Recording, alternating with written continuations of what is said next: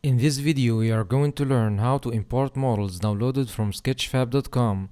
If you don't know, Sketchfab is one of the biggest asset stores where you can purchase 3D models for your web app or any 3D project. So the first thing we are going to do is download a model. In this example, I'm going to use this car, which you can download for free. You just have to create an account and make sure to choose the GLTF format. That said, I have already downloaded and compressed the zip file. Now, if you're not using a bundler, like maybe you're using Three.js from a CDN link, you can put these files wherever you want. Just make sure you have the bin file and textures at the same folder as the GLTF, and you can actually skip the next section of the video. On the other hand, if you're using Parcel, as I do, you should have this structure where you have an sRC folder in which you have the different files you need for your project, and a dist folder which contains the bundled files.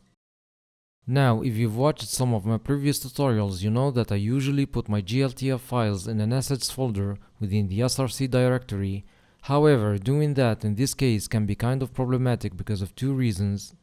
The first one is that if you look at the files we have to import, you see that aside from the GLTF and bin files, we have also this textures folder, which includes all the maps and textures needed for the model to look the way it looks in the Sketchfab viewer.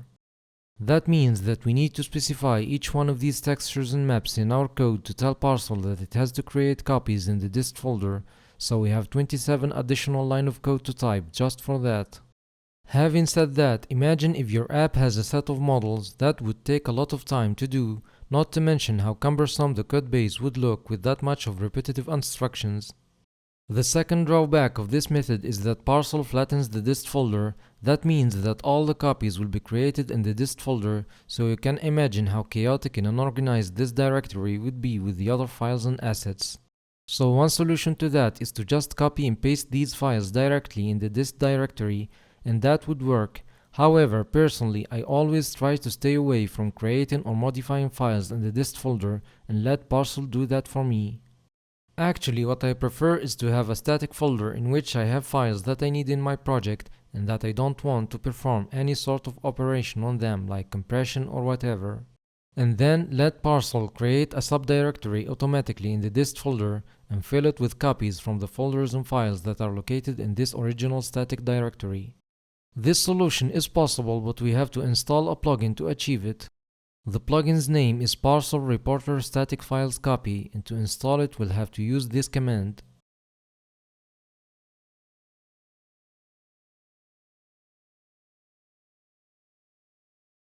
Next, we'll need to install this dependency, which is crucial for the plugin to work.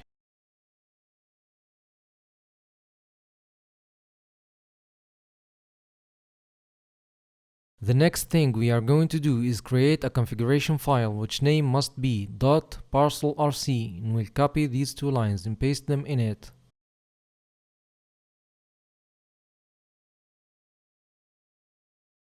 Then we'll have to add a property to the package.json file, which key is static files, and it should include a static out path property, which value is the name of the directory we want Parcel to create in the dist folder. We can name it assets, for example.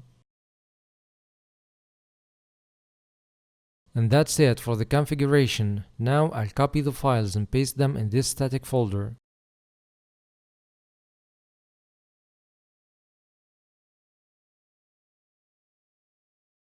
Notice that once I start Parcel, a new directory is created in the dist folder and it has copies of the files we've just put in the static folder.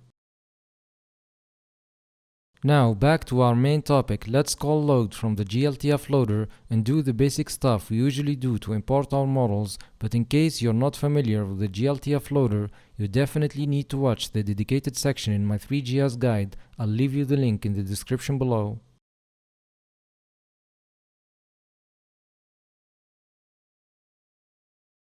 Since we want to apply the rotation animation on the model, we need to put it in a global variable to be able to have access to it from outside the load callback function. So here we are going to create a variable and then assign the model to it once loaded.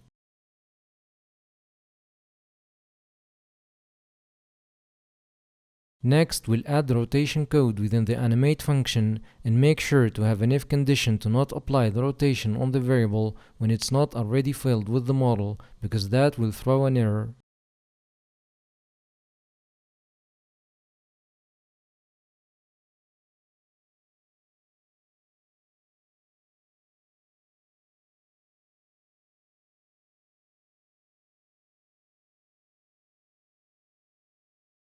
As you see, we got our car in the scene, but it looks so dark even though we have a couple of light sources. To solve this problem, we need to set an environment map to our model. Actually, the majority of realistic models, especially those with reflections, require an environment map to work properly, so always keep that in mind. That said, you can find a high quality set of HDR files for free on maxrose.com, which you can use as an environment map. I have already downloaded the pack, so what we are going to do next is pick one and paste it in the static folder.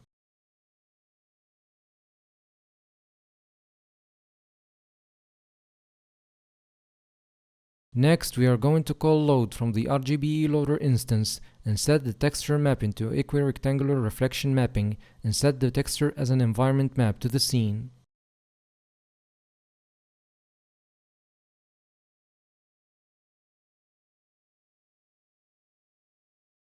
Then we'll move this chunk of code to the RGB loader callback function. The next step is setting the output encoding and tone mapping properties. That said, if you don't know what these properties are, you have to watch my previous tutorial in which I explained in details each one of these lines.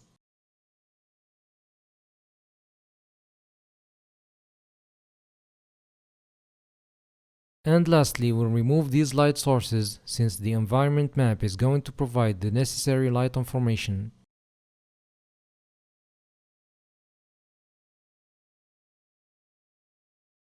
And there we go, we got our shiny car looking as it should be. You may want to use the Three.js editor on their official website to get access to the different parts of the model and their names, and to do that we have to drag and drop the gltf and bin files and also the textures folder.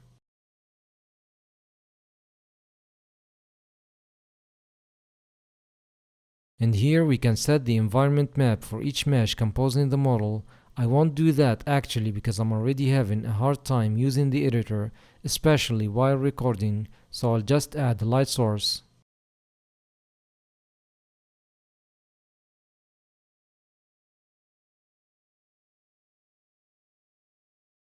And then we can apply some changes to these parts, like updating the color of a component, which I've also made a tutorial on already.